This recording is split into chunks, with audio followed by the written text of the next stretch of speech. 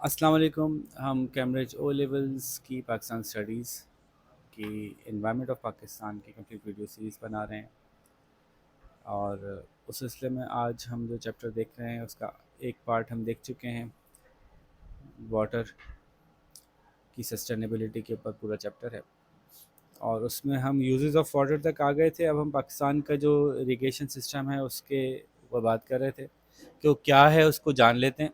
अच्छा, ये ध्यान में रखिएगा, ये याद करना ज़रूरी नहीं है, ठीक है ना? अभी बाजी जो जो बातें मैं बता रहा हूँ ना, याद होना ज़रूरी नहीं है, लेकिन पता होना ज़रूरी है। अचानक से सवाल में आएगा कि जी वो एक पर्शियन व्हील बना हुआ है, बताइए इसमें क्या मसाइल हैं। तो पर्शियन व्हील अगर जहन में है क्या होता है तो फिर उसके मसाइल आप बता सकेंगे, ठीक है? तो पाकिस्तान में कुछ कन्वेंशनल इरिगेशन सिस्टम है। कन्वेंशनल का क्या मतलब होता है? जो पहले से पुराने ज़माने से चले आ रहे हैं, ठीक है? तो उनमें जो है मुख्तलिफ नाम है, नाम सुन लें जी। एक नाम है शदूफ, एक नाम है पर्शियन व्हील, और शदूफ के अंदर जो है वो एक लीवर बनाया जाता है। यहाँ पानी होता है, यहाँ इंसान होता है और एक डंडा होता है, उसमें बकेट लगी हुई होती है। तो वो डंडे से पानी, मतलब बकेट को पानी में डालता है, फिर यूँ करके उठाता है, पानी ऊपर उठता है, फिर उसको घुमा के जो है कैनाल में ला के छोड़ देता है। यहाँ से पानी बह बह के जहाँ उसको भेजना होता है वहाँ भेज देता है। तो यहाँ एक बंदा परमानेंटली डिप्लॉय कर दिया जाता है, ठीक है?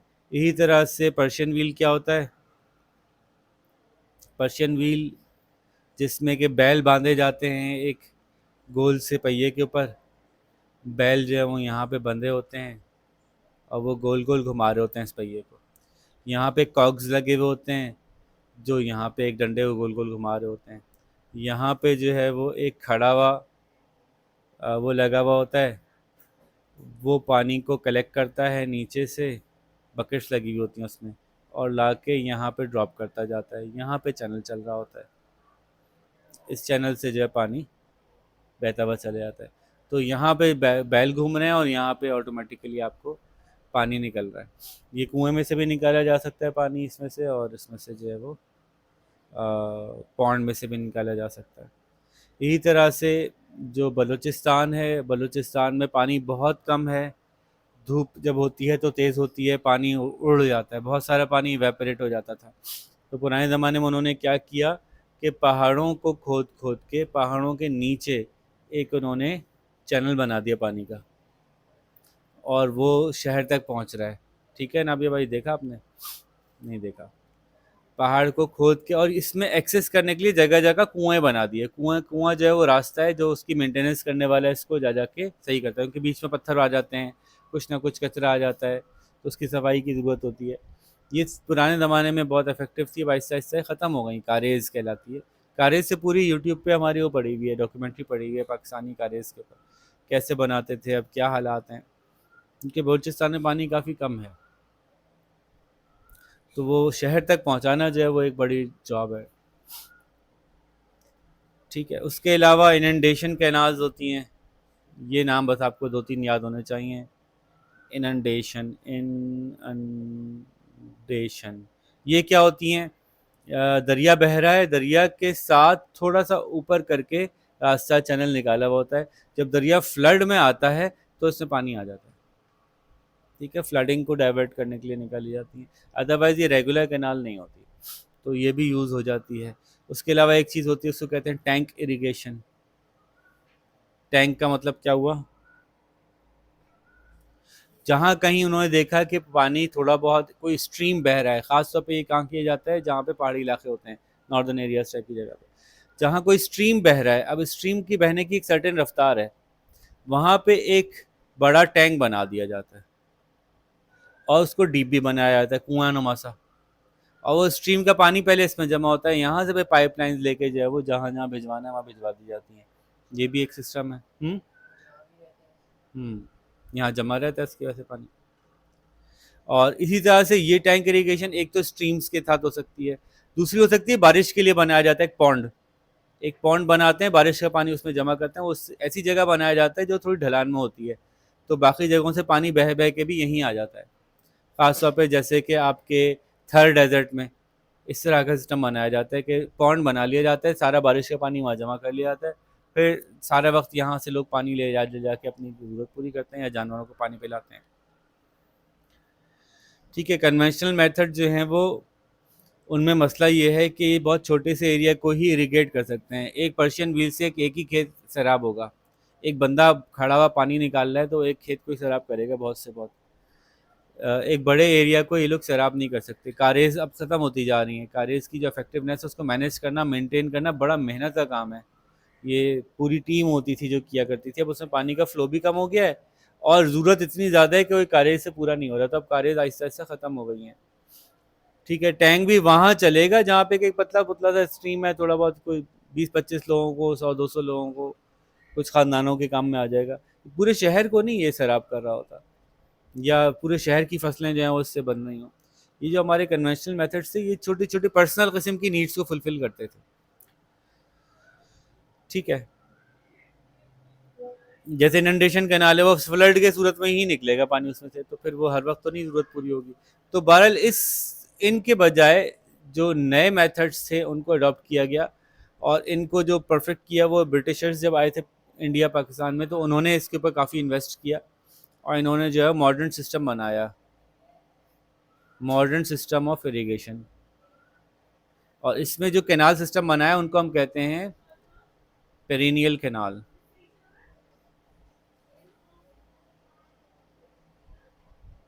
पेरिनियल कैनाल क्या होती है? जब कोई डैम बनाया जाए जिससे पानी का लेवल अच्छा खासा ऊपर उठ जाए, उसके साथ साथ कुछ कैनाल्स निकाली जाएं। आम तौर पे कैनाल्स पक्की होती हैं। कच्ची कैनाल और पक्की कैनाल में क्या फ़र्क होता है? कच्ची कैनाल होगी तो उसमें क्या नुकसान होगा? कच्ची का मतलब समझते हैं, बस ज़मीन खोद के कैनाल बना दी, उस पर कोई आपने सीमेंट विमेंट लगा के उसको पक्का नहीं किया। कच्ची कैनाल में क्या नुकसान हो सकता है आपके ख्याल से? पानी नीचे ज़ाया होता रहेगा, और पानी बहेगा तो अपने साथ मिट्टी को बहाता रहेगा, तो आगे जहाँ पे जाके पानी चाहिए वहाँ पे मिट्टी भी डंप हो रही होगी।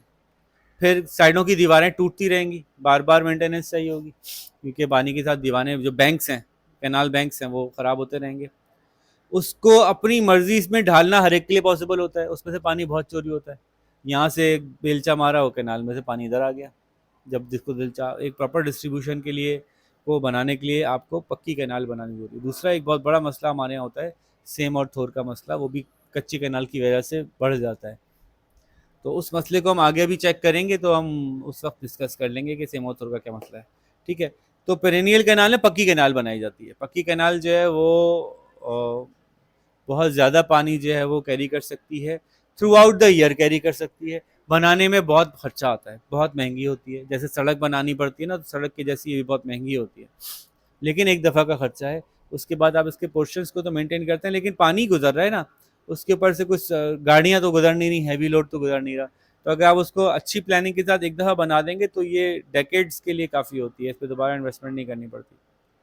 बात समझ आ रही है? आपके पेज नंबर 57 पे बड़ी सी कनाल की तस्वीर बनी हुई है। ठीक है, पेरिनियल कैनाल की ऐसी होती है।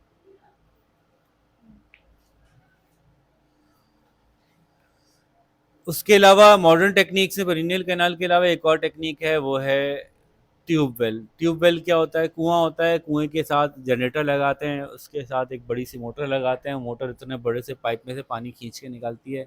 उसमें नहाने में बहुत मज़ा आता है, लेकिन नहाने के मज़ा अपनी जगह है, उसमें से मुस्तकिल अच्छी बड़ी क्वांटिटी में पानी निकलता है, जिसकी वजह से एक ट्यूबवेल से 2-3 खेत आराम से सैराब हो जाते हैं, और मेहनत भी कम लगती है। 1-1.5 घंटे के अंदर पूरे खेतों को पानी लग जाता है। तो हर 3-4 खेत वाले मिलके एक ट्यूबवेल जो है वो अपने लिए अरेंज कर लेते हैं। ठीक है, ट्यूबवेल के अंदर पानी कहाँ से आता है? ट्यूबवेल पानी कहाँ से लेता है? ट्यूबवेल ज़मीन के नीचे वाला पानी इस्तेमाल करता है। तो उसके साथ मसला सिर्फ एक ये है कि एक वक्त होता है कि पानी आपको मिलेगा, अगर सब लोगों ने ट्यूबवेल से पानी निकालना शुरू कर दिया तो नीचे वाला पानी और नीचे चले जाएगा। तो फिर आपका ट्यूबवेल बेकार हो जाएगा, फिर आपको और गहरी खुदाई करनी पड़ेगी, फिर नए से खर्चा करना पड़ेगा, फिर वो सबने नीचे कर लिया तो फिर वो और नीचे चले जाएगा पानी। हाँ, लेकिन जहाँ वाटर टेबल जो पानी का सरफेस है, सब सॉइल लेवल पे ज़मीन के अंदर पानी का जो टेबल है, ज़मीन के अंदर पानी की जो सतह है, अगर वो पहले ही बहुत ज़्यादा हाई हो तो उस सूरत के अंदर जो है वो ट्यूबवेल बहुत कारगर रहता है। जैसे कुछ इलाके हैं उसमें पानी जो है वो इतना नीचे ज़मीन के नीचे जज्ब हो चुका है कि अब अगर और जज्ब होगा तो वो पानी ज़मीन के नीचे से बिल्कुल सतह पे आ जाएगा। ज़मीन के नीचे से होता हुआ पानी सतह तक आ जाए खुद ब खुद, तो ये बहुत खतरनाक होता है ज़मीन के लिए, क्योंकि ज़मीन के नीचे की जो भी नमकियात होती हैं वो सारी की सारी पानी के साथ ऊपर आ जाती हैं, और वो जब ऊपर आ जाती हैं तो ज़मीन की मिट्टी नमकीन हो जाती है। जब ज़मीन की मिट्टी नमकीन हो जाती है तो उसके अंदर फिर आप कुछ नहीं कर सकते। नमकीन नमकीन मिट्टी में कोई पौधा नहीं उगता, नंबर एक। नंबर दो, पानी कीचड़ कीचड़ मिट्टी हो जाती है। कीचड़ वाली मिट्टी में हर पौधा नहीं उगता, कोई पौधा कोई कोई उग सकता है, तो ये ज़मीन ख़राब हो जाती है। तो इसको हम इंग्लिश में कहते हैं वाटर लॉगिंग, यानी पानी भर जाना ज़मीन के अंदर, नीचे जा ही नहीं रहा पानी, और सैलिनिटी, नमकियात का ऊपर आ जाना। ये दोनों बीमारियां हैं ज़मीन की जो कि पानी के नीचे से ऊपर आने की वजह से होती हैं। तो इस सूरत में ट्यूबवेल अच्छा रहता है, क्योंकि ट्यूबवेल नीचे से पानी निकाल रहा है, तो उसकी वजह से जो सबसॉइल वाटर लेवल है वो थोड़ा सा नीचे जा रहा है। ठीक इसी तरह से मॉडर्न इरिगेशन टेक्निक्स में एक चीज़ आई है जी, स्प्रिंकलर और ड्रिप इरिगेशन। ये क्या होती है? स्प्रिंकलर तो आपने अब देखा ही होगा, बहुत मॉडर्न सी चीज, मतलब नॉर्मल चीज हो गई है, हर जगह नजर आती है, फिल्मों में, टीवी में, ड्रामा में, पार्क्स में, ग्राउंड्स में, कि पानी को हाथों से देने के बजाय वो एक डिवाइस होता है जो गोल गोल घूमता है, और वो छिप छिप छिप छिप करके जो है बरसात करता है पानी की। तो वो पानी को कम ज़ाया करता है। वजह इसके कि पूरा पानी भर दें फसल के अंदर, स्प्रिंकल करने से जो है पानी कम ज़ाया होता है। और स्प्रिंकलर की भी जो नेक्स्ट लेवल बेहतर टेक्निक है वो है ड्रिप इरिगेशन, यहाँ शायद नहीं लिखी हुई। अभी क्या करते हैं किसान, के किसान पूरे खेत के अंदर पानी की लाइनें बनाते हैं, रास्ते बनाते हैं, यहाँ से पानी छोड़ते हैं, वो रास्तों से होता हुआ खुद ब खुद उनके पूरे खेत में पहुंच जाता है। ये डिज़ाइन करता है किसान, अपने बीज बोने से पहले अपनी फील्ड को डिज़ाइन करता है। आपने देखा ट्रैक्टर चला रहे होते हैं, तो ट्रैक्टर चला के कर क्या रहे होते हैं, वो ट्रैक्टर में आपने देखा एक फासले से उसमें वो बने हुए होते हैं, हुक्स बने हुए होते हैं, ज़मीन को खोदते हैं। ठीक है, तो जहाँ से वो ज़मीन को खोद रहा है वो पानी गुजरने का रास्ता बना रहा है, और जहाँ से ज़मीन ऊपर रह गई वो वहाँ पे बीज बोएगा, यहाँ पे बीज बोएगा, यहाँ पे बीज बोएगा, यहाँ बीज बोएगा, पानी गुजरने के रास्तों को कनेक्ट करेगा, एक कैनाल, छोटी सी अपनी कैनाल बनाएगा जिसमें पानी नहीं होगा, उसको कनेक्ट करेगा ले जाके तो ट्यूबवेल से या जहाँ से दरिया का पानी आ रहा है वहाँ से, और वो बंद रखेंगे, उसको उसको ऑफ किया हुआ होगा। जब दिन में एक दफ़ा पानी देते हैं, तो लेट सपोज सुबह 4 बजे पानी देना है, तो सुबह 4 बजे इसको खोल देंगे या ट्यूबवेल को खोल देंगे, तो इसमें पानी आएगा, यहाँ से बहता हुआ सारे पौधों की लाइन्स के अंदर पानी भर जाएगा। उसके बाद वो यहाँ से पानी फिर बंद कर देंगे। अब पानी भर गया, सबको पानी मिल गया, बस ठीक है, काम खत्म। फिर अगली सुबह फिर खोलेंगे पानी। तो इस तरह से पानी दिया जाता है, जिसमें बहुत सारा पानी इस्तेमाल होता है। एक तरीका ये है कि फिर ये देखिएगा कि उसने ये जो ऐसी करके बनाई थी ना माउंट्स, यहाँ पे पौधा लगाया था, यहाँ पे पानी छोड़ना था, यहाँ पे पूरी पाइपलाइन प्लास्टिक की बिछा दी जाती हैं, परमानेंट पाइपलाइंस बिछा दी जाती हैं प्लास्टिक की। ठीक है, और उनमें छोटे छोटे सुराख होते हैं फासले फासले से, जिस फासले से बीज बोने हैं। तो जब इन पाइपलाइन में पानी छोड़ते हैं, ना पानी उड़ता है, ना पानी बहुत ज़्यादा ज़मीन में जज्ब होता है, वो डायरेक्टली ड्रिप्स, कतरा कतरा करके पौधे की जड़ में गिरता रहता है। तो इससे पानी बहुत ज़्यादा सेव होता है। इसमें इनिशियल इन्वेस्टमेंट है, शुरू में इन्वेस्टमेंट लगती है, पानी की पाइप बिछाने हैं आपको, प्लास्टिक लगाना है इसमें, लेकिन एक दफ़ा आप ये इन्वेस्ट कर लें तो यही बहुत लंबा चलता है, डेकेड्स लॉन्ग इसकी लाइफ होती है, बहुत लाइफ होती है। उनके कुछ सिस्टम में कोई ऐसी टेक्निकल चीज़ है नहीं, सिर्फ पाइप्स हैं जो कनेक्टेड हैं आपस में, उसमें एक तरफ से पानी छोड़ना है, यहाँ से कतरा कतरा पानी गिरना शुरू हो जाएगा।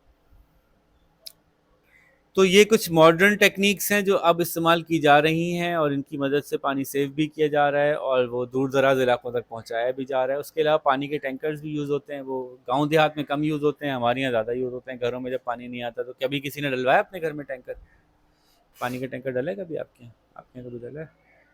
देखा है कभी चलते फिरते टैंकर को? ठीक है। तो अच्छा, अब जब पाकिस्तान बना था तो ये पूरा इलाका पहले क्या कहलाता था? इंडिया कहलाता था। इंडिया कहलाता था। इंडिया क्यों कहलाता था? इंडिया इस पूरे इलाके का नाम क्यों था? वो सारा इलाका नाबिया बाजी जो पाकिस्तान, हिंदुस्तान और बांग्लादेश और नेपाल, भूटान, बर्मा, ये सब मिला के इंडिया कहलाता था। इंडिया क्यों कहलाता था? इंडिया का क्या मतलब होता है? कोई लफ्जी मायने है इंडिया के या बस ऐसे ही?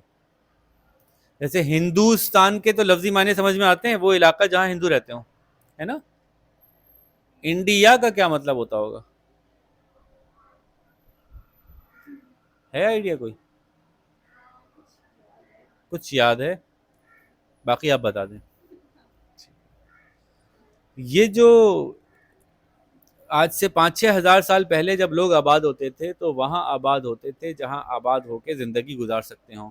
तो 5-6 हज़ार साल पहले इंसान को बहुत कुछ नहीं आता था।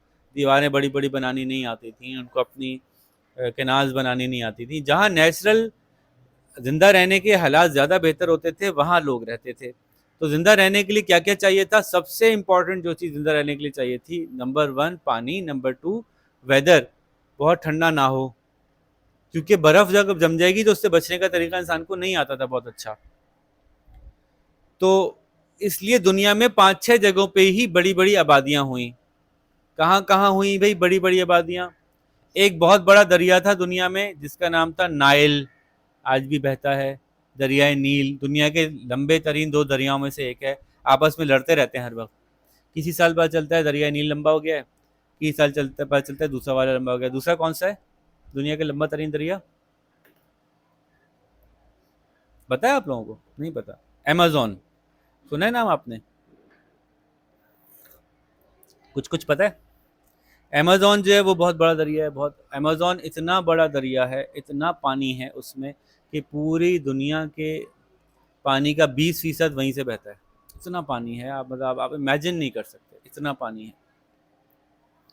खैर, तो दरियाए अमेजोन के आसपास जो है वो ट्राइब्स आबाद हुए। पानी नेचुरली अवेलेबल था और गर्मी थी, सर्दी नहीं थी। इसी तरह से दरियाए नील के गिर्द लोग आबाद हुए। पानी नेचुरली अवेलेबल था और सर्दी नहीं थी। इसी तरह से दरियाए दजला और फरात के गिर्द इराक में लोग आबाद हुए, क्योंकि पानी भी था और बहुत ज़्यादा गर्मी नहीं थी। दजला और फरात के गिर्द ज़्यादा शौक से आबाद हुए इसलिए कि बहुत ज़्यादा भी गर्मी नहीं थी। एक है ना, जैसे दरियाए नील के गिर्द लोग आबाद तो हुए लेकिन गर्मी थी तो कुछ ज़्यादा ही गर्मी थी। अफ्रीका में बहुत ज़्यादा ही गर्मी होती है ना। तो दजला और फरात में आसानी ये हुई कि वो गर्मी तो थी लेकिन बहुत गर्मी नहीं थी, बहुत सर्दी भी नहीं थी। इसलिए दुनिया में सबसे ज़्यादा जो सिविलाइजेशन का जो गहवारा बना ना, वो ये बना इराक। जहाँ जहाँ पे के अम्बिया भी आए, बड़ी बड़ी कौमें जो गुजरी हैं वो यहीं से गुजरी हैं, ज़्यादातर अम्बिया वहीं पे आए हैं। दूसरा जो दुनिया में ज़्यादा बड़ा शुरू में बना, वो 2 दरिया थे जो बहते थे, उनके गिर्द आबादी हुई। उनमें से पहले के गिर्द जो आबादी हुई वो था दरियाए इंदुस। क्या नाम था? इंदुस। और उसको, और चूंकि ये एक ऐसा इलाका था जहाँ पे के पूरी दुनिया के ट्रैवलर्स इसी के पास से गुजरते थे। ये मैंने कई दफ़ा आप लोगों को बताया है कि इंडिया पाकिस्तान, ये जो पूरा हिंदुस्तान का इलाका था, इस पे जो हिमालयन सिलसिला है वो कहीं से लोगों को घुसने नहीं देता था।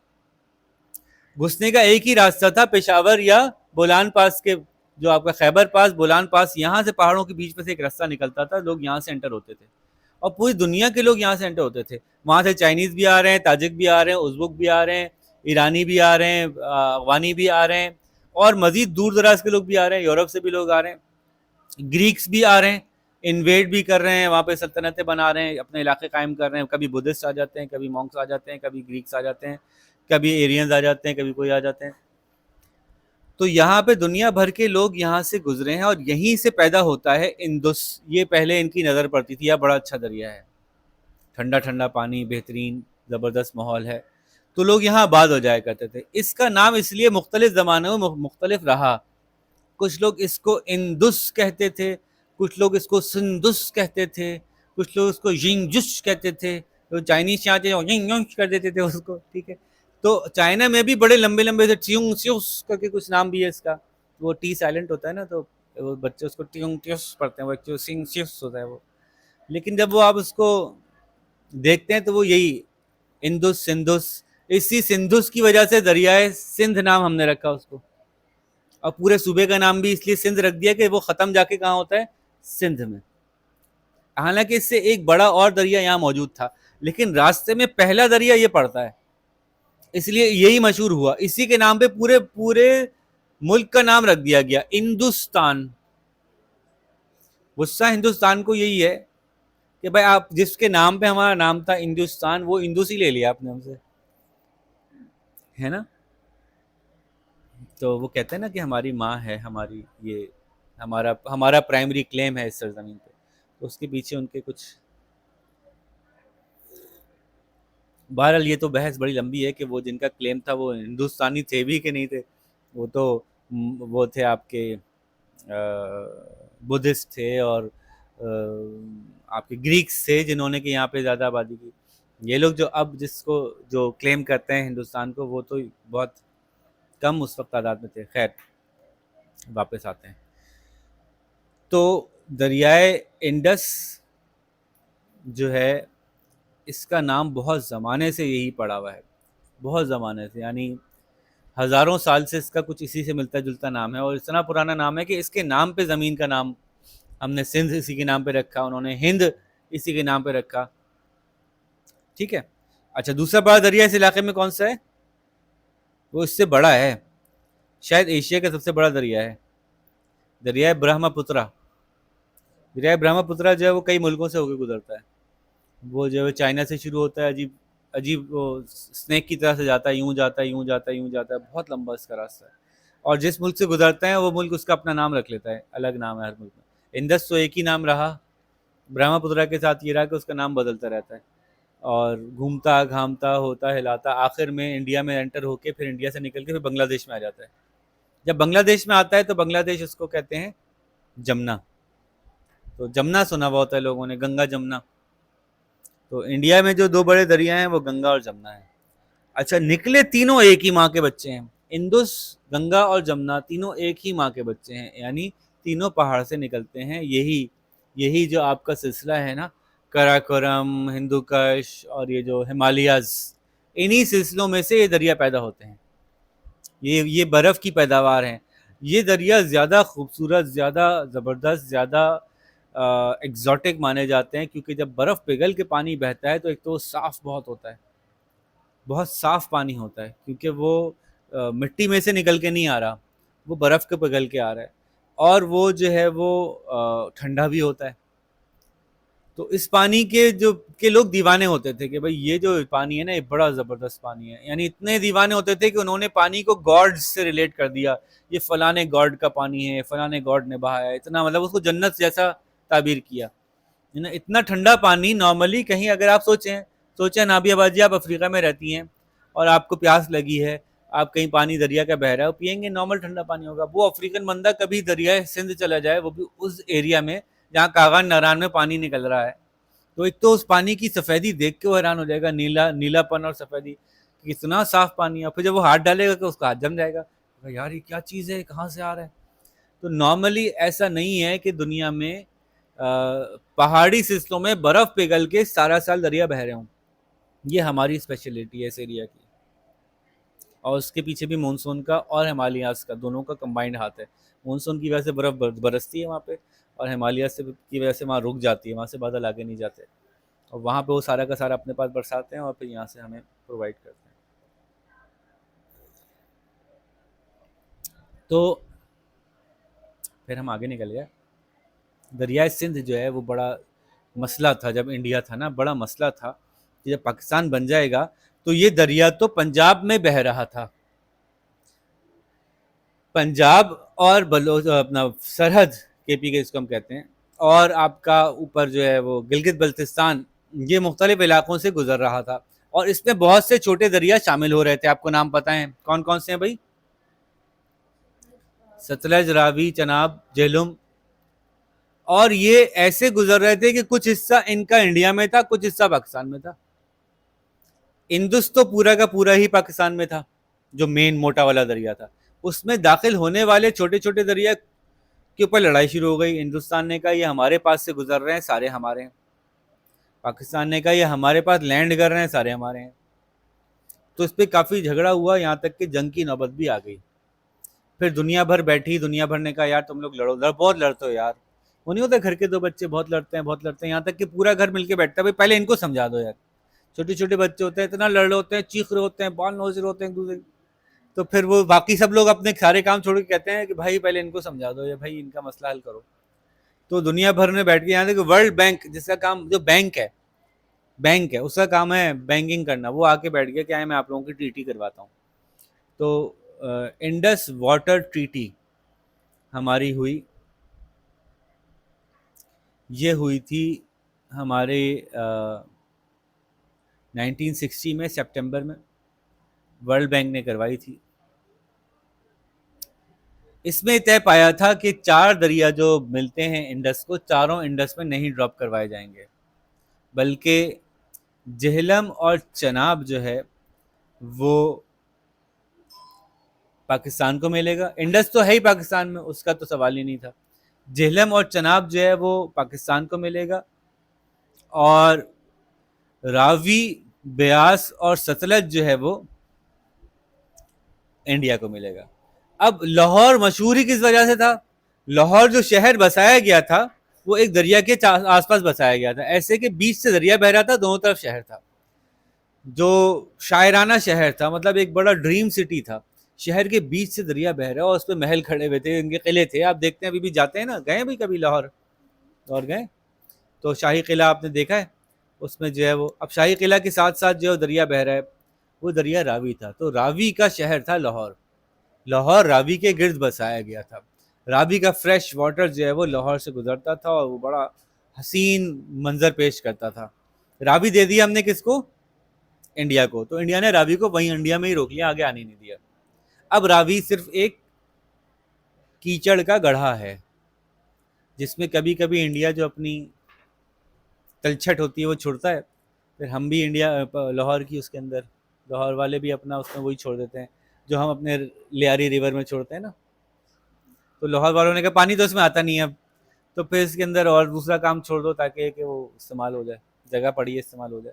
तो कभी कोई इस ख्याल से जाए कि रावी को देखने जाएंगे, तो रावी को देखने आप जाएंगे तो ज़रा आपको मायूसी होगी। हाँ, बारिश के ज़माने में पानी भरता है रावी में, उसमें बच्चे नहाना शुरू हो जाते हैं, ये नहीं सोचते कि थोड़ी देर पहले यहाँ क्या था। ठीक है, तो वरना रावी के बड़े किस्से कहानियां पाकिस्तान बनने से पहले की तो बड़े नॉवेल्स वगैरह रावी के ऊपर मौजूद हैं, कि रावी के किनारे यूं हुआ और रावी के किनारे ऐसा हुआ। रावी चैन ही चैन लिखता है, ये मुहावरा है बाकायदा। ठीक है, तो ये हमने 3 दरिया उनको दे दिए और 3 हमारे पास आ गए, उसमें इंडस को हम शामिल करते हैं, इंडस मिला के 3 हो गए। और उसके ऊपर वो अपने डैम बनाए, यहाँ पे हम अपने डैम बनाएंगे। तो उन्होंने फटाफट का फटाफट जैसी ट्रीटी हुई हम तो अपना डैम बना लें। हम अभी भी जो है वो पूरे अपने डैम नहीं बना सके। हमारे पास जो बड़े डैम मौजूद हैं वो हैं मंगला डैम और तरबेला डैम। मंगला डैम हमने जेहलम पे बनाया है। कहाँ बनाया है? जेहलम। ये इन्फॉर्मेशन याद होनी चाहिए। याद क्या होनी चाहिए, मतलब आप इसको पिन पॉइंट कर सकते हो, तो ज़रा इस पर थोड़ा सा काम कर लीजिएगा। आप जेहलम पिन पॉइंट कर सकते हैं मैप पे, तो फिर आप मंगला भी पिन पॉइंट कर सकते हैं, जहाँ जेहलम है वहीं मंगला की निशानी लगा सकते हैं आप।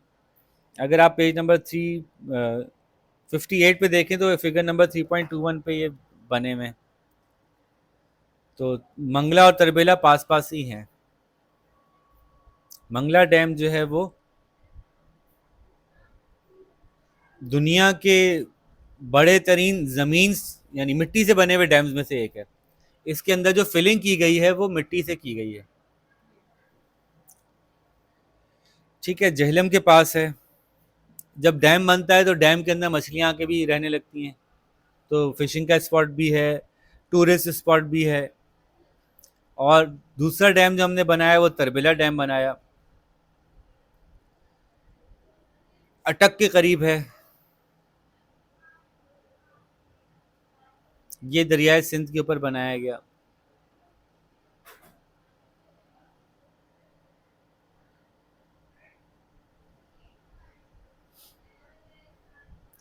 ठीक है जी, इन दोनों डैम से हम बिजली भी बनाते हैं। बिजली कैसे बनती है डैम से, पता है आपको?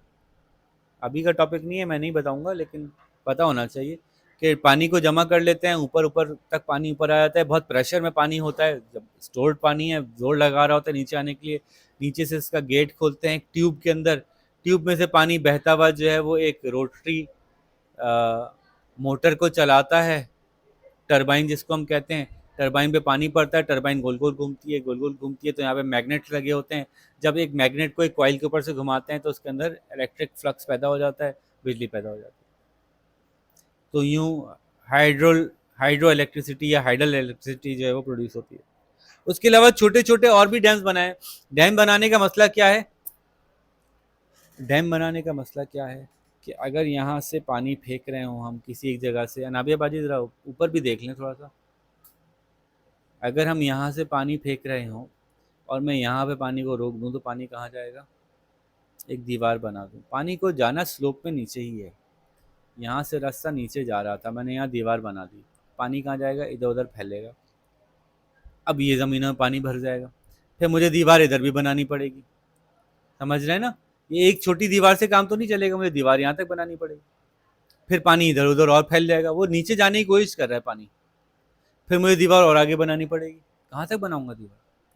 तो एक तो हर जगह डैम नहीं बन सकता, डैम आमतौर पे ज़्यादा अच्छा बनता है कि अगर पानी कहीं पहाड़ों के बीच से गुजर रहा हो और दो पहाड़ ऐसे हों, इनके बीच में डैम बना दो, आहा मुफ्त का डैम। काला बाग में ऐसी सिचुएशन है जो नहीं बनाने देते, ठीक है।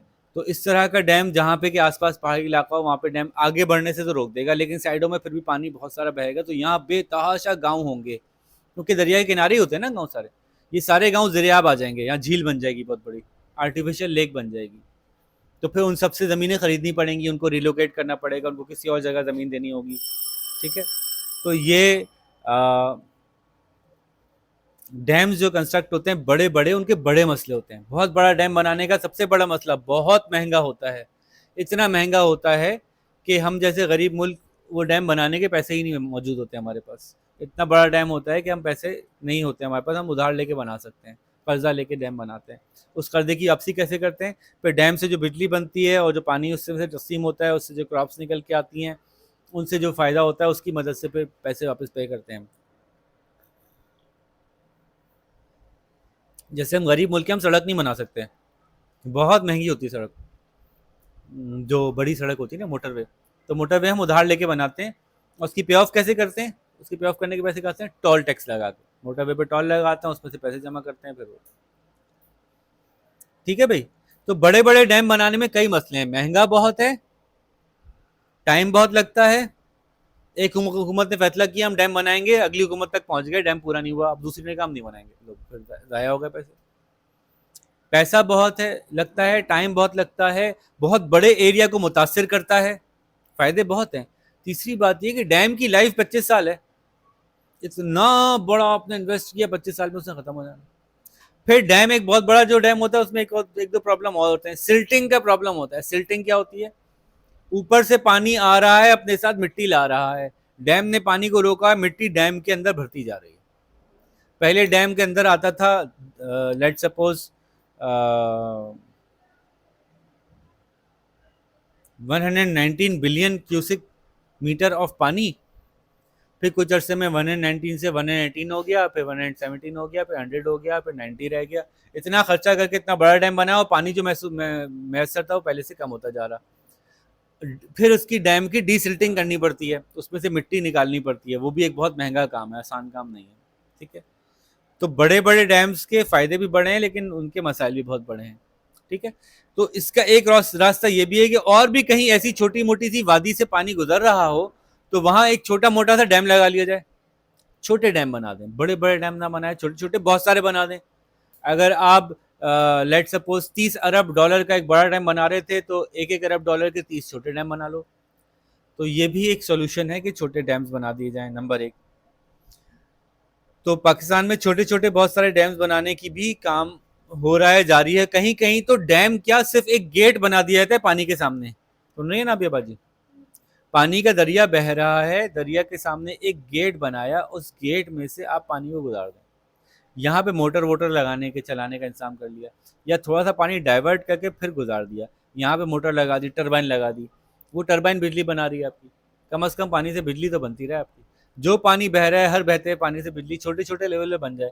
तो अगर आप नॉर्दर्न एरियाज गए हो, नारायण कागान, सवात, तो यहाँ पे आपको कई जगह पे रास्ते रास्ते में मोटरें चलती हुई नजर आ जाएंगी दरिया के साथ, तो मोटर जो है पानी से चल रही होंगी, तो बिजली पैदा कर रही होंगे, और बिजली जो है वो आसपास के घरों को बिजली दे रहा होगा, वो जो जनरेटर होगा।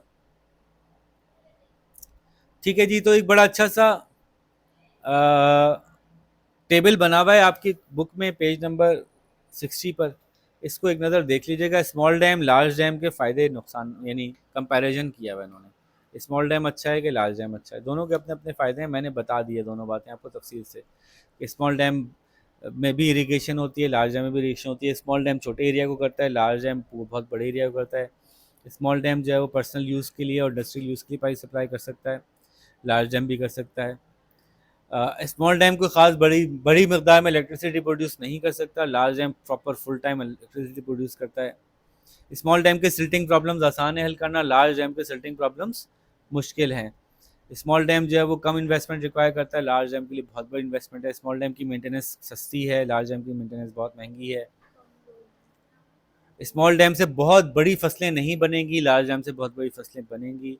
स्मॉल डैम में इतना टाइम नहीं लगता, लार्ज डैम में बहुत टाइम लगता है। स्मॉल डैम में लोगों को उनके घरों से निकालना, इवैक्यूएशन, सेकंड लास्ट पॉइंट, कम लोगों को निकालना पड़ता है। लार्ज डैम में बहुत लोग अपनी जगह डिस्प्लेस होते हैं। स्मॉल डैम का वहाँ की आबी हयात पे कम असर होता है, नुकसानदेह असर कम होता है, नेगेटिव असर कम होता है। लार्ज डैम का वहाँ की आबी हयात पे काफ़ी नेगेटिव असर होता है। ठीक है जी। कुछ पाकिस्तान के मजीद प्रोजेक्ट्स जो हैं उनका नाम लिखा हुआ है। तरबेला डैम इंडस रिवर पे है, मंगला डैम जेहलम पे है, वारसिक डैम काबुल रिवर पे है, पेशावर के करीब। कुरम गढ़ी प्रोजेक्ट एक है, वो कुरम एजेंसी है हमारी बन्नू, वहाँ है।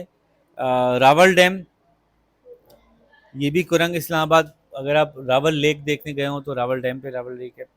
फिर खानपुर डैम है। खानपुर डैम कहाँ होगा, रमिया खान में?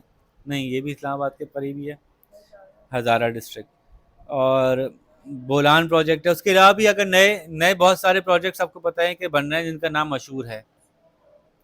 छोटे कुछ नए डैम्स भी हमने शुरू किए हैं। दियामिर भाषा डैम है, वो उसके लिए फ़ंड भी वज़ीर आज़म फ़ंड और क्या चीफ जस्टिस फ़ंड और पता नहीं कौन से फ़ंड हमने जमा कराने शुरू किए थे। फंड तो जमा हो गए, डैम नहीं बन रहा, मतलब पैसे भी ले लिए, चीज़ भी नहीं दे रहे। एक चीज़ होती है बैराज। बैराज क्या होता है? बैराज जो है वो कहीं कहीं दरिया खुद इतना चौड़ा होता है, सुन रहे हैं भाई अनाबिया बाजी, दरिया जिस जगह बह रहा होता है वो खुद जगह इतनी चौड़ी होती है कि वहां पे ऑलरेडी बहुत एक्सेस लैंड अवेलेबल होती है। इस पूरी जगह पे थोड़ा सा पानी का लेवल राइज कर दिया जाए तो अच्छा खासा पानी स्टोर हो जाता है। और डैम तो नहीं होता, डैम तो मतलब प्रॉपर फुल टाइम पानी को रोक रहा होता है। बैराज जो है वो कुछ फुट, 2 फुट, 3 फुट पानी को स्टोर कर लेता है, चूंकि साथ में जमीन इतनी एक्स्ट्रा पड़ी होती है दरिया की अपनी, कि वो पानी स्टोर होने से दरिया फैलता भी है तो उससे प्रॉब्लम नहीं होता। तो ये एक आसान सा सोल्यूशन है, इसमें कोई बड़ी मसला नहीं होता, इसमें सिर्फ गेट्स लगाने होते हैं। एक पुल बनाते हैं, पुल के नीचे गेट्स लगा देते हैं। या आप कई दफ़ा गुजरे होंगे, जब भी आप कराची से बाहर जाएंगे तो आप बैराजेस को क्रॉस जरूर करेंगे। कोटरी बैराज बड़ा मशहूर है, उस पर से गुजरते हैं आप लोग, या उसके बराबर में से गुजरते हैं हैदराबाद से आगे जब जा रहे होते हैं तो बैराज सिस्टम जो है वही बड़ा अच्छा है कि कम से कम कुछ फुट ऑफ वाटर तो वो रेज कर देता है। उसके पानी के रेज होने की वजह से वो जो नहर उसके साथ जा रही होती है उस पर ज़्यादा प्रेशर से पानी जा सकता है और दूर तक जा सकता है। बात समझ रही है? देखें जी, ये देखें, इस सरफेस पे से पानी आ रहा था, ये दरिया था, इसमें से पानी बह रहा था तेज़ी से, और इसकी जो स्पीड थी वो पानी को बस यहाँ तक ले जा पा रहा था। इस स्पीड में पानी यहाँ तक जा पा रहा था। हमने यहाँ पे कुछ गेट्स लगा दिए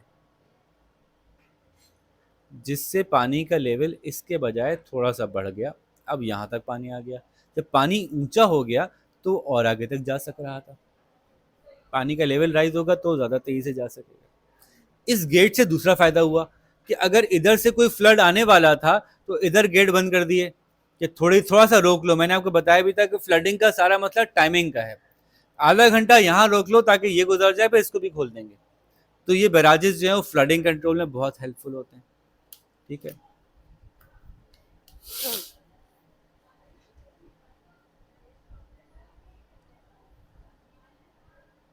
अच्छा जी, तो बैराजेस भी हमारे पास कुछ हैं, जैसे कि मराला बैराज, रसूल बैराज, कादराबाद बैराज, जिना बैराज, चश्मा बैराज, तौसा बैराज, गुद्दू बैराज, सक्कर बैराज, कोटरी बैराज। ये बैराजेस हैं जहाँ दरिया का पार्ट चौड़ा होता है, वहाँ पे हम ये बैराज बना सकते हैं, बनाए हैं हमने कुछ। ठीक है, बात समझ आ गई भाई।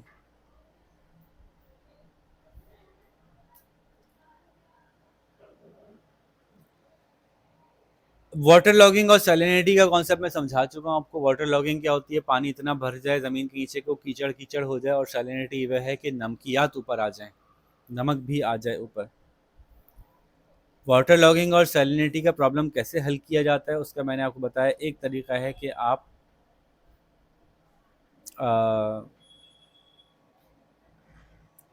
ट्यूबवेल्स लगाएं, और ट्यूबवेल से पानी खींच खींच के दरिया में डाल दें। अगर इरिगेशन के लिए नहीं भी चाहिए तो खींच खींच के दरिया में डाल दें अभी भी। लेकिन बाल हमारे पास इसका दूसरा सोल्यूशन ये है कि ऐसी फसलों पे काम किया जाए जेनेटिकली जो नमक वाली मिट्टी में उग सकें।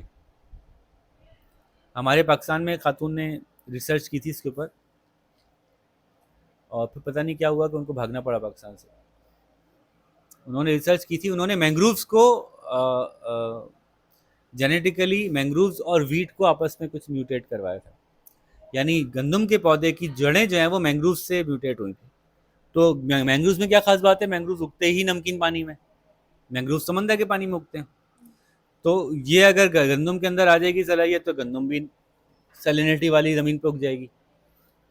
पता नहीं, लेकिन वो बेचारी भाग गई पाकिस्तान से, कुछ उनको इतनी धमकियाँ वमकियाँ मिली, कुछ हुआ, क्या हुआ, क्यों हुआ ये पता नहीं चला। मतलब पता चला लेकिन यहाँ बताने के लिए नहीं है। ठीक है। अच्छा, उसके अलावा सरफेस वाटर भी बहुत पॉल्यूटेड होता है हमारा। सरफेस वाटर को कौन पॉल्यूट करता है? सबसे पहले तो हम अपना जो गंदा पानी ड्रेन्स का है वो पानी में डाल देते हैं, क्योंकि हम कहते हैं यहाँ से समंदर तक बहा दो, कोई मसला नहीं है। ओके, दुनिया भर में भी पानी समंदर में ही जाता है, ऐसा नहीं कि हम ही फेंक रहे हैं। पूरी दुनिया जो अपना वेस्ट है, ड्रेन वेस्टेज, वॉशरूम वेस्टेज जो है वो समंदर में फेंकती है। लेकिन उसका एक तरीका होता है। नंबर एक, उसका अलग रास्ता बनाया जाता है। पूरे शहर से कलेक्ट करके उसको समंदर तक भेजने का एक अलग रास्ता बनता है। दूसरा, समंदर में दाखिल होने से पहले उस पानी को ट्रीट किया जाता है। उसमें से ऐसी चीज़ें निकाल दी जाती हैं जो आब हयात के लिए नुकसानदेह हों। वो केमिकल प्रोसेस और मुख्तलिफ फिजिकल प्रोसेस ऐसे होते हैं कि उस वेस्टेज में से बहुत कुछ बाहर निकाल लेते हैं, और उसको अलग से ड्रम्स में भर के और कहीं और डंप किया जाता है। लेकिन हमारे यहाँ तो डायरेक्ट, अगर आप सीवीयू जाएँ तो सीवीयू की मिट्टी आप देखें फुल काली है ना? और पानी भी अच्छा खासा क्लिफ्टन का आपको देखें तो काला मिलेगा। तो उसकी वजह जो है वो, हम अगर आप इधर उधर नजरें दौड़ाएंगे या जॉगिंग पे निकलेंगे तो आपको वो जगह नजर आ जाएगी जहाँ पे कि उसमें से पानी आ रहा है, और हम बड़े खुशी खुशी वहाँ पे नहाने जाते हैं। नहीं जाते? अच्छा भाई, हम तो अभी भी जाते हैं। वो है ना, अगर दही में मक्खी गिर गई और मैंने देख लिया तो मैं निकाल उठा के निकाल दूँ, सबको बताने की क्या जरूरत है? बाकी जो खा रहा है उसको खाने दो। अच्छी पॉलिसी है, नहीं है? अच्छी पॉलिसी है। तो सरफेस वाटर की ये जो हमने अपने घरों का जो ड्रेन निकाला है, ये कोई बहुत बड़ी पॉल्यूशन नहीं है। इसमें जो हमारे सुसु पॉटी है, ये तो पॉल्यूशन है ही नहीं। ये तो जानवरों को खाने के लिए मतलब जरखेज़ी पैदा करेगा। समंदर के अंदर जो पौधे हैं उनको फ़ायदा होगा इससे। जो एक्चुअल प्रॉब्लम है वो शुरू होता है केमिकल्स से। हमारा सर्फ डिटर्जेंट जाता है वो केमिकल है, साबुन जाता है वो केमिकल है। ये भी कम है, अब हमने इंडस्ट्रियल वेस्टेज भी उसी में छोड़ दिया। ये सबसे बड़ा प्रॉब्लम है। जब आपकी टैनरी है जो लेदर को वो कर रही है, कलर डाई कर रही है, उसमें से जो ब्लीच है वो उसमें शामिल हो रहे हैं, तेज़ाब उसमें शामिल हो रहे हैं, बेस उसमें शामिल हो रहे हैं, तरह तरह के खतरनाक खतरनाक केमिकल्स जो हैं वो हमारे उस पानी के साथ शामिल होके हमारी एक तो सब सॉइल वाटर में बेड में जज्ब हो रहे हैं, और समंदर में दाखिल हो रहे हैं। तो सरफेस वाटर पोल्यूटेंट जो है वो इतना बड़ा मसला है जो आहिस्ता आहिस्ता हम सबको जो है वो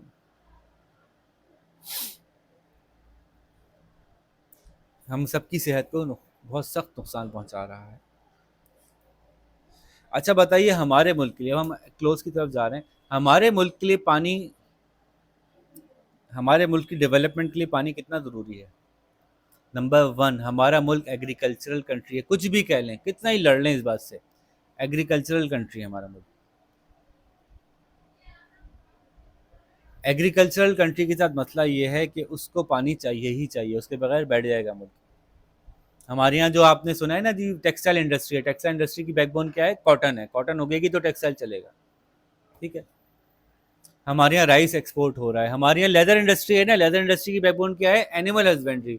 एनिमल जानवर भी पानी पियेंगे तो फिर बड़े होंगे।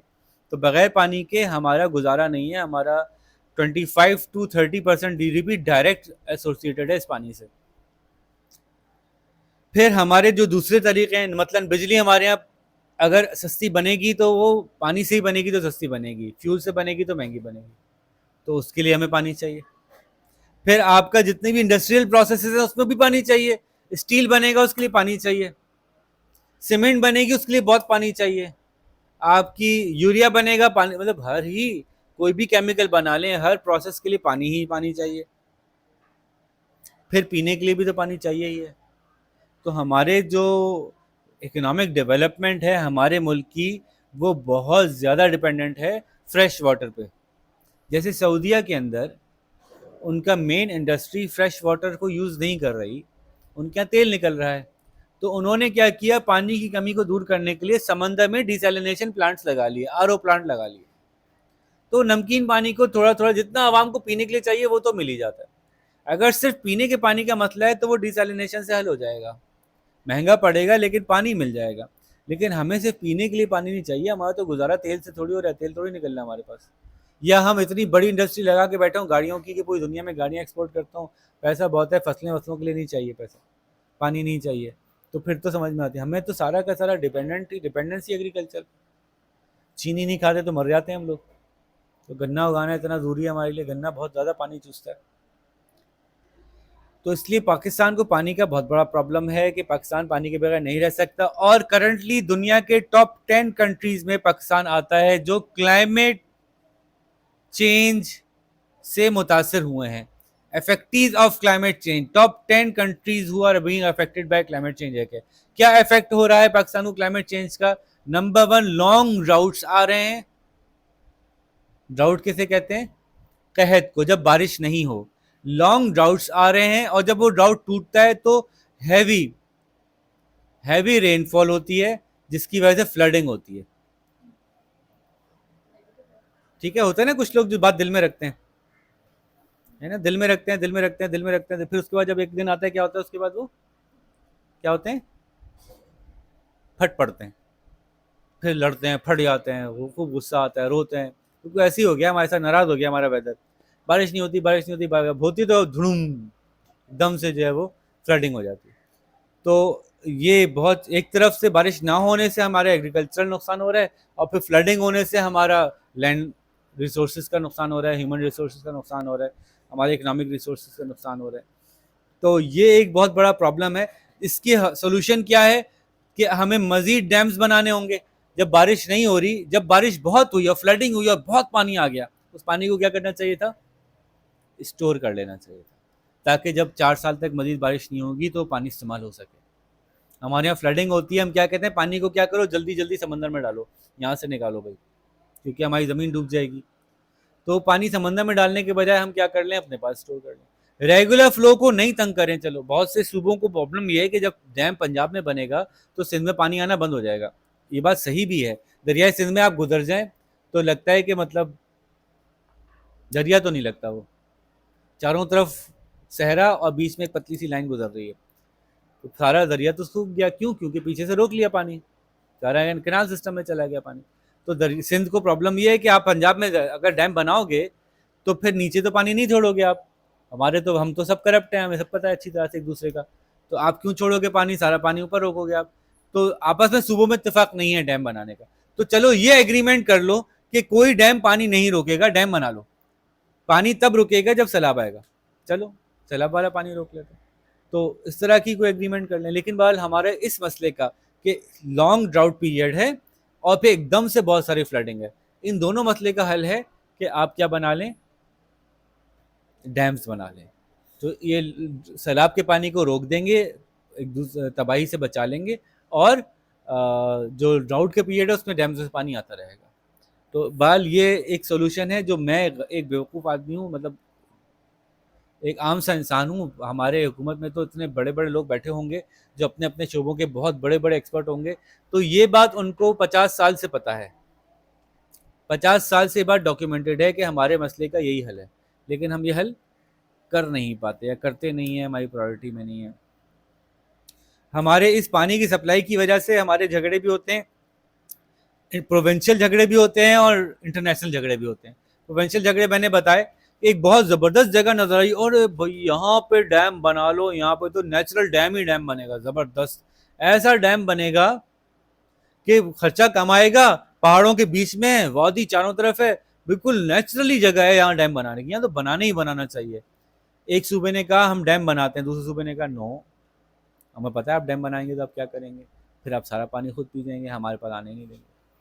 तो वो नेचुरल डैम बनना था, वहाँ बड़ी ज़बरदस्त जगह थी डैम बनाने की, लेकिन वहाँ पे डैम बनाने से आपस में इख्तलाफ इतना, हमारा पंजाब, सिंध और केपी का आपस में बहुत इख्तलाफ है, ठीक है।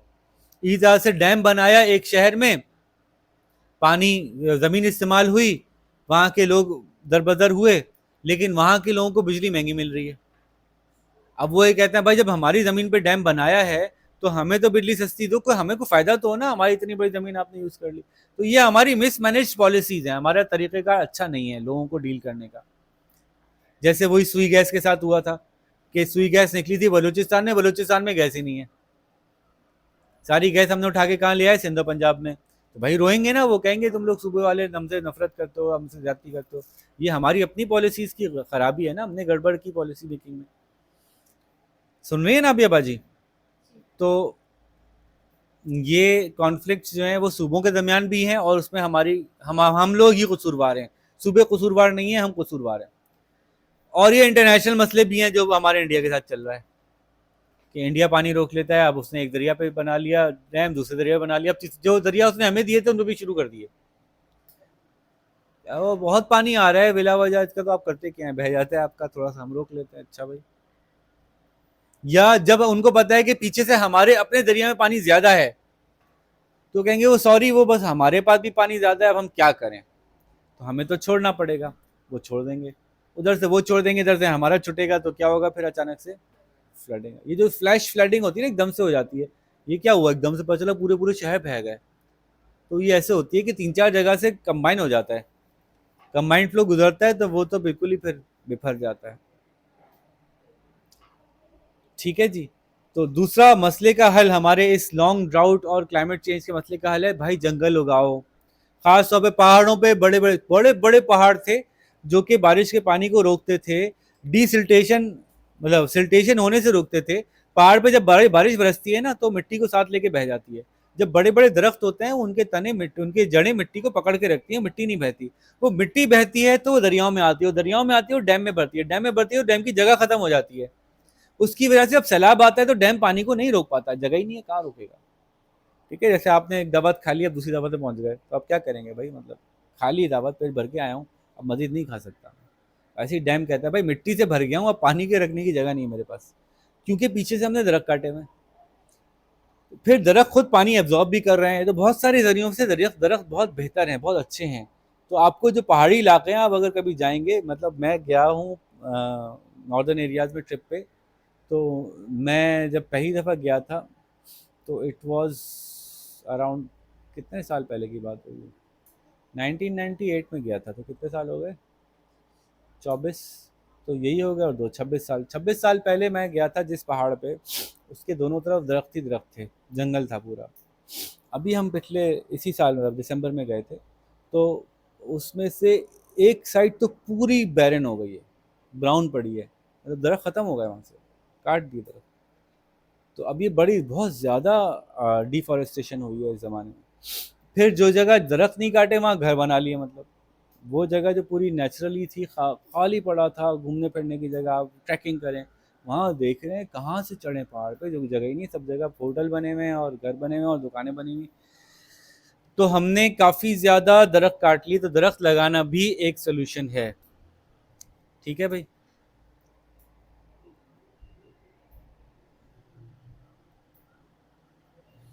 फिर ऐसे पौधों पे मैंने आपको एक हल बताया डैम बनाना, दूसरा हल बताया फॉरेस्ट फॉरेस्ट एफॉरेस्टेशन, दरख्त लगाना, रिफॉरेस्टेशन।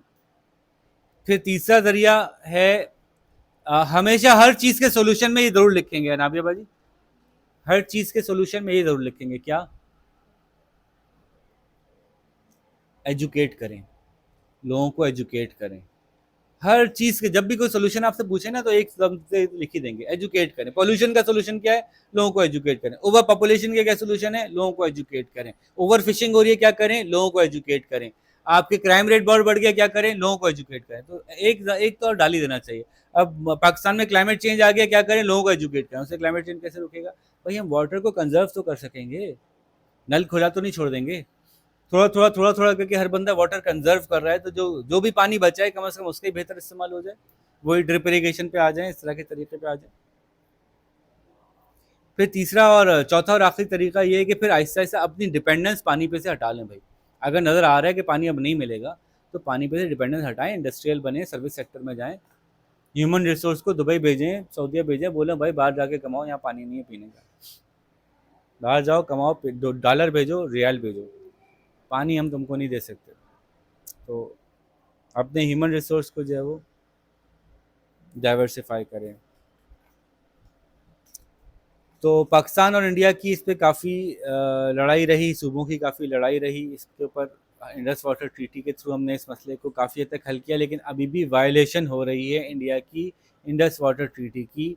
जैसे कि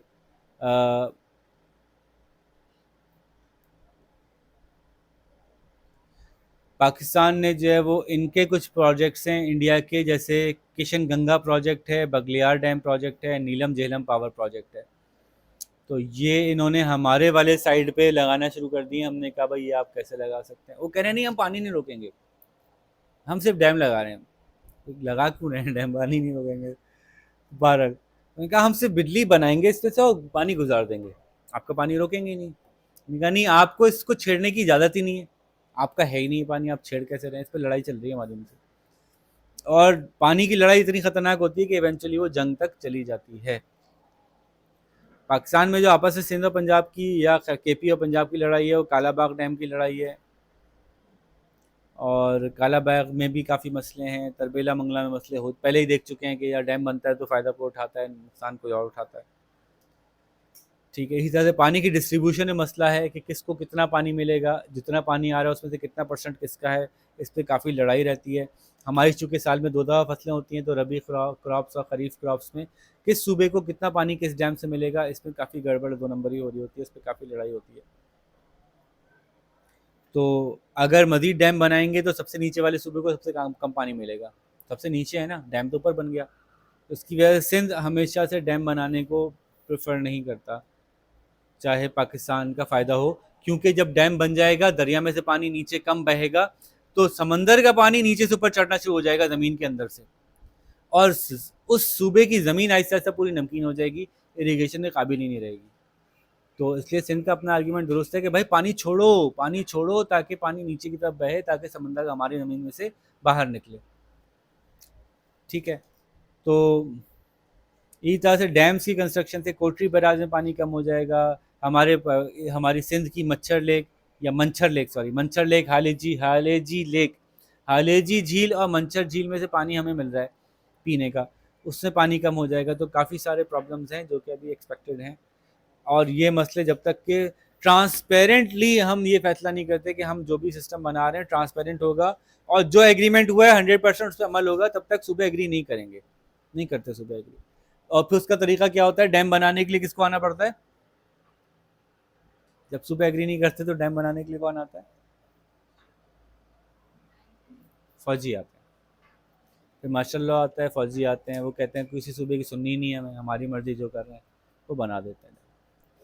ठीक है, उसके बाद जो चले जाते हैं, चूंकि रूल ऑफ लॉ नहीं है, फिर जिस इलाके में मना होता है वो इलाका अपना पूरा पूरा फ़ायदा उसमें से उठाता है, या जिसकी गवर्नमेंट होती है वो फ़ायदा उठाना शुरू कर देती है। नीचे वाले फिर रोते हैं, देखा हमने कहा था डैम नहीं बनना चाहिए था, कितना नुकसान हो रहा है हमारा, वादे का पूरा नहीं किया जा रहा, 2 नंबरी की जा रही है, पानी चोरी हो रहा है, हमारा पानी दूसरे सूबे को दिया जा रहा है, ये सब कुछ पे शुरू हो जाता है।